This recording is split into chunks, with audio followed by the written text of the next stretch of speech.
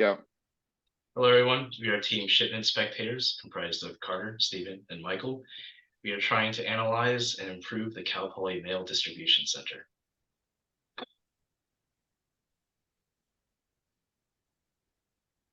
As Cal Poly students, we've all experienced delays and issues with our mailing center. And we figured it would be something of a good choice to analyze this process and figure out what the issues are and if we can maybe try and speed things up.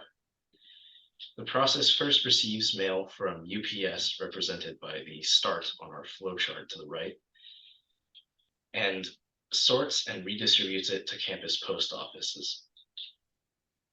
These are represented by 3 pathways on the right, named student, faculty, and letters.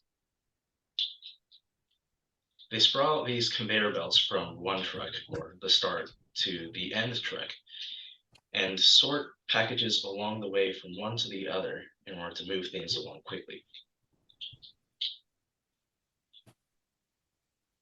Now, despite using this conveyor belt, the process still takes an alarming amount of time. Taking a look at the Pareto that we developed, searching for a package's destination along that line and placing it in its respective cage still took about 80% of the process time. These elements, 8 and 9, together make up our sorting category and would have the greatest impact on the overall process if we could optimize them well. The main analysis tool we used when examining the current conditions of the project was a flow process chart. This showed us the time and distance for each step of the process and broke down the steps into transformative operations, transportation, delay, inspections, and inventory. With additional time, future analysis should include work sampling to obtain the proportion of time spent on each task by each worker and line balancing to determine the best allocation of the given amount of workers between multiple sorting and transportation locations. Based upon the flow process chart, we made 3 conclusions. There was waste in terms of excess movement between process steps. Workers were idle and unproductive because of bottleneck delays when the truck initially arrives and packages are slow to be unloaded. And there was redundant work being done by Cal Poly employees when both they and the UPS driver had to scan the packages into their respective tracking systems.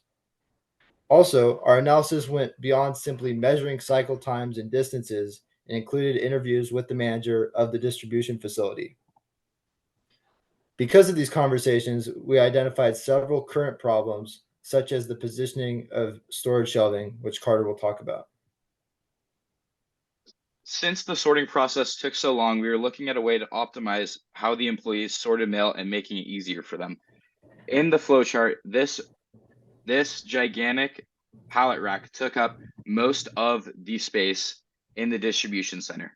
And this caused lots of unnecessary movement and transportation for the workers and for the mail, since they had to work not only around the pallet racks, but their workspace wasn't efficient in terms of ergonomics and how they were able to receive their equipment, such as the mail, and sort them right in front of them.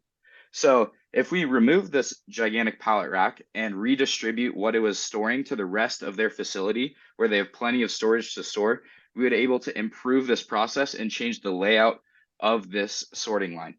In the bottom right, we would have it go lengthwise into the facility and loop back around to the end, since the start and end are so close together on the flow chart for the process. This would allow the workers to have everything in front of them, such as the mail they need to sort and the sorting bins, and allow the conveyor belt to go all the way through the process, creating one long loop, which is much more efficient for this sorting process. This eliminates all the transportation and movement muda that was making up the largest proportion of this process, and greatly helped the mail and package distribution center at Cal Poly. Thank you.